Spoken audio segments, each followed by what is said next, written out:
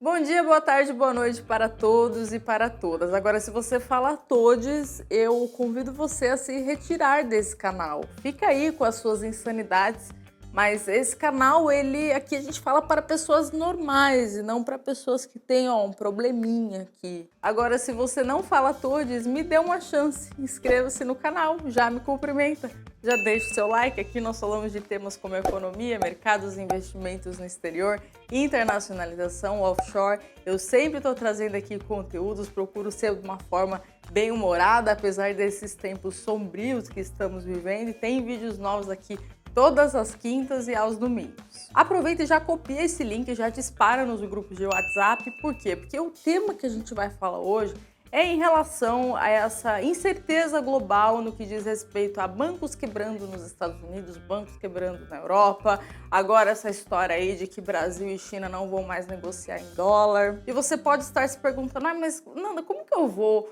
mandar dinheiro para o exterior agora se o mundo tá esse caos todo? Então eu vou trazer 5 razões pelas quais o dólar é sim a moeda mais forte do mundo e continuará sendo. Essas razões também servem para a gente refletir a respeito da importância de não deixar o nosso patrimônio em moeda fraca, em real. E gente, essa ideia é delirante de que o dólar vai acabar, porque sempre tem alguém que fala assim: ai, mas a China, ai, mas a Rússia, ai, mas o seu... Porque só que quando a gente sai do achismo, sai do delírio e observa a realidade, o que nós temos nessa realidade? Nós temos que 98% das dívidas internacionais são dolarizadas, ou seja, os países devem dólar. Além disso, os contratos internacionais, boa parte dos contratos internacionais são denominados em dólar. Commodities, produtos, bens, serviços são indexados ao dólar. O dólar é um indexador global de bens e serviços. Existe uma demanda pelo dólar que não existe por nenhuma outra moeda. Então essa ideia de desdolarização, para que o dólar perca a sua hegemonia, a gente precisaria de um realinhamento planetário, de algo envolvendo o mundo espiritual, porque no mundo real isso é impossível.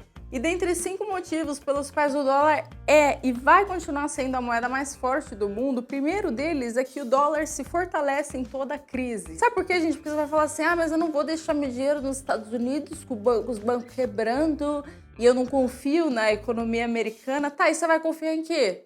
Entendeu? Vai confiar em qual economia? Brasil, com a turma aí do Faz o L, com o absurdo, a insanidade de tirar a independência do Banco Central e outras coisas absurdas que a gente se acostuma aqui no Brasil. Então o Brasil já não é uma opção. Beleza, quais outras opções a gente tem? Europa, tá. A Europa vem esquerdando há um bom tempo. Vocês sabem, a lógica é uma só. Começou a esquerdar, vai dar merda. É assim que funciona. Então a Europa já vem esquerdando. Fora problemas de crise energética também na Europa, conflito Rússia e Ucrânia também que não tá nada legal. Tá, Europa então não tem como. Ásia, tá, vamos pensar que a Ásia, a gente tem Japão que tava ali com uma discussão, um problema relacionado a juros negativos, também já, né, não sei. A gente tem também China, mas pô, quem que deixa dinheiro na China, cara? Na China, tipo assim, tem um problema até de confiança, de transparência dos dados. Então assim, para pensar, o que tá menos pior? Estados Unidos. Podem falar o que for dos Estados Unidos, cara, mas a verdade é que o dólar é top. E tanto é top que fortalece em períodos de crise. Gente, eu não tô tirando isso aqui da minha cabeça. De verdade, às vezes eu falo as coisas e a gente fala assim, ai, mas você tá falando isso porque você tem um escritório de investimentos no exterior.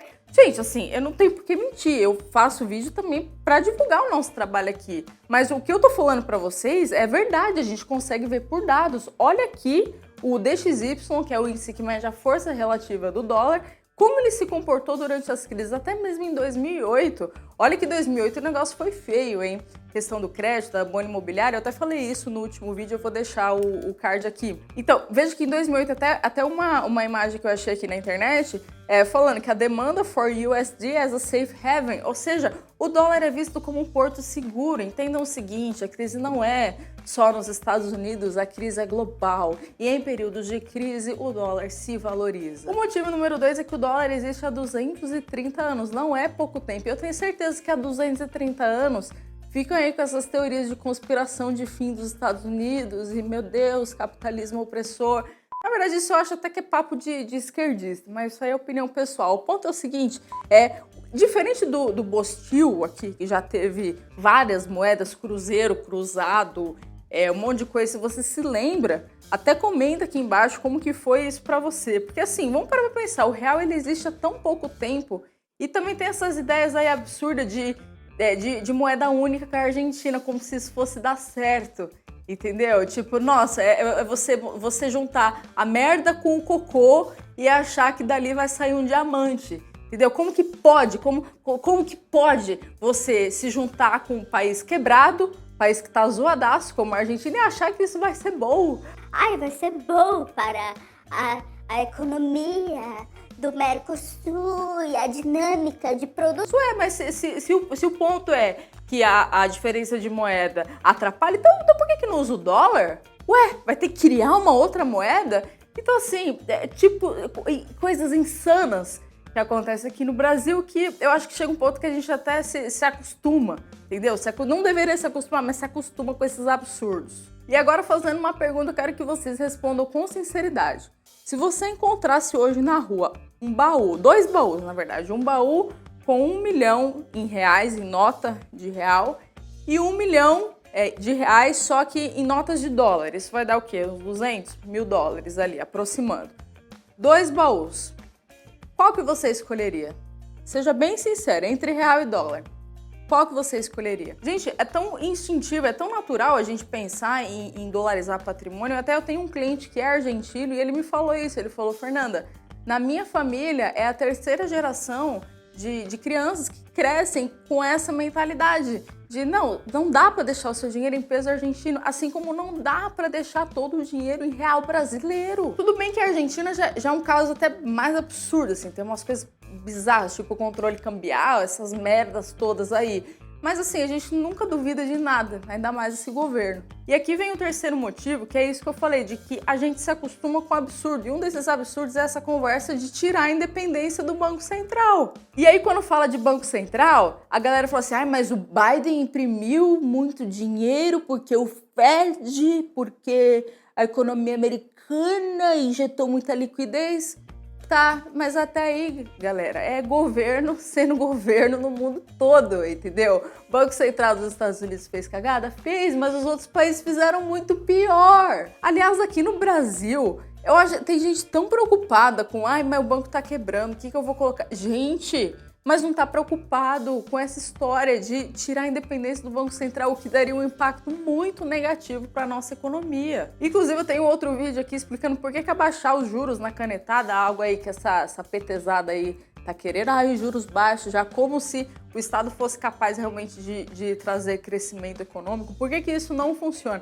Mas enfim, estão querendo tirar a independência do Banco Central, só que isso nunca funcionou em nenhum lugar. Vamos pegar aqui como exemplo, um exemplo que a gente tem disso é a Turquia. A Turquia é o exemplo de país que o Banco Central não é independente. E vamos ver o quão linda a situação está lá na Turquia. Então aqui, né, o Banco Central da Turquia reduzindo a taxa de juros para 8,5%, totalmente fora da lógica, né, porque no cenário de inflação, né, a inflação aqui anual dele é 54%. Totalmente contra a lógica. Se você tem inflação, você reduz ainda mais os juros. Já é uma decisão que foge da racionalidade econômica. Então a gente vê que essa história de tirar a independência do Banco Central é realmente assustadora. E agora que o 4º motivo pelo qual o dólar é sim a moeda mais forte do mundo e continuará sendo, pelo menos nos próximos anos, é o fato de que a economia americana é sólida. Tem uma frase muito icônica do Warren Buffett que ele diz: "Never bet against America." Nunca aposte contra a América, contra os Estados Unidos. Diferente do Brasil, que é um grande fazendão, porque é isso aqui, o Brasil fazendão. Aí vai falar, mas é espírito de síndrome. Como que fala quando você fala mal do Brasil? Tem um termo aí que a galera usa. Cara, eu sou realista, entendeu? Vamos olhar aqui, vamos olhar como que o Brasil é fazendão, né? A gente vê aqui, ó, distribuição das exportações por nível tecnológico. A gente viu aqui desde 2017 ali, ó, o negócio vem crescendo, o quê? Agropecuária, né? Fazendão. Agora o Brasil vai exportar alta tecnologia, diferente dos Estados Unidos, porque a economia dos Estados Unidos, ela é muito diversificada em produtos de tecnologia, iPhone, não sei o quê, Big Techs, commodities, ela é uma economia diversificada, diferente daqui, que é um grande fazendão. E qual que é o problema de ser um fazendão? O problema do Brasil ser um fazendão é que a gente fica muito sujeito aos ciclos de commodities, e aí de forma que, se commodities caem muito, acaba prejudicando a nossa economia, que é altamente dependente de commodities. Não é muito interessante a gente ter essa dependência de um único tipo de produto. E cara, de verdade, eu quero que o Brasil dê certo. Eu moro aqui, meu pai é empresário aqui, meu pai tem negócio aqui, tem empresa. Então assim, não é que eu tô torcendo contra, tá? Não me interpretem mal. É que, gente, assim, pra mim é tão óbvio a superioridade dos Estados Unidos, não só em relação ao Brasil, mas a vários outros países em termos de tecnologia, de economia, de moeda forte. Não é achismo, são dados. E o último motivo é que quando a gente fala, eu vou mandar dinheiro pro exterior, tá? Não significa necessariamente investir nos Estados Unidos, em ativos nos Estados Unidos. Você pode, por exemplo, investir em empresas brasileiras através de bons dolarizados, ou você pode simplesmente deixar dólar em caixa. Deixa lá parado, coloca um bonde do governo de curto prazo, entendeu? Pensando muito mais na proteção do que na própria rentabilidade. Eu vou até pegar aqui um exemplo desses bonds que eu falei, bonds de empresas brasileiras que são... tem esses títulos de dívida emitidos lá fora. Então, por exemplo, aqui, bonds da Vale hoje, a última vez que eu olhei, estavam com yield aqui, pagando 6,16% ao ano. E, pô, a gente tá falando de uma Vale, né? Não tá falando de uma empresa qualquer. A chance de uma Vale dar calote e quebrar é praticamente mínimo. Então, assim, você já conhece a empresa, já confia. De repente, pode ser uma boa opção. Lembrando que isso não é recomendação de investimento, tá? Isso é só um exemplo. Óbvio que isso vai depender do seu objetivo financeiro, do seu perfil de risco, enfim. A propósito, se vocês tiverem interesse em conhecer mais sobre soluções de investimentos no exterior, eu vou deixar meu e-mail aqui, fernanda@guardiantrustcapital.com. Vou deixar na descrição daqui do vídeo também. Pode mandar um e-mail pra gente aqui, se não for eu que vou responder, alguém do escritório vai te atender. Então o negócio é o seguinte, o Brasil, sendo muito sincero, pra mim vive um eterno voo de galinha. Entendeu?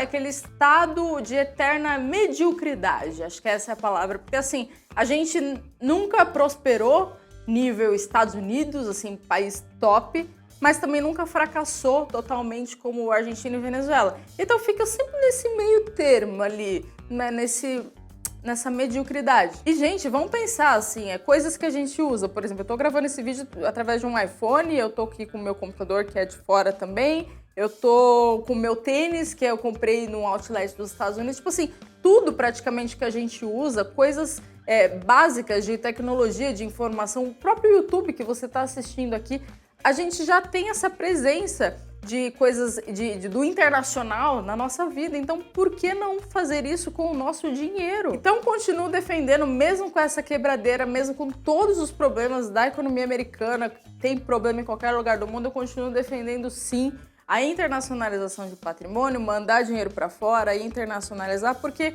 para que o dólar deixe de ser a moeda mais forte do mundo, realmente a gente precisaria de um realinhamento planetário. Agora a parte de melhores comentários também, se você quiser que seu comentário apareça aqui no vídeo, escreve alguma coisa bem legal. Eu também vou deixar um outro vídeo aqui para vocês sobre 3 formas de internacionalizar o seu patrimônio. Já é um vídeo relativamente antigo, mas continua válido, ele é atemporal. Então vou deixar aqui para vocês assistirem. Muito obrigada, pessoal, e até o próximo vídeo.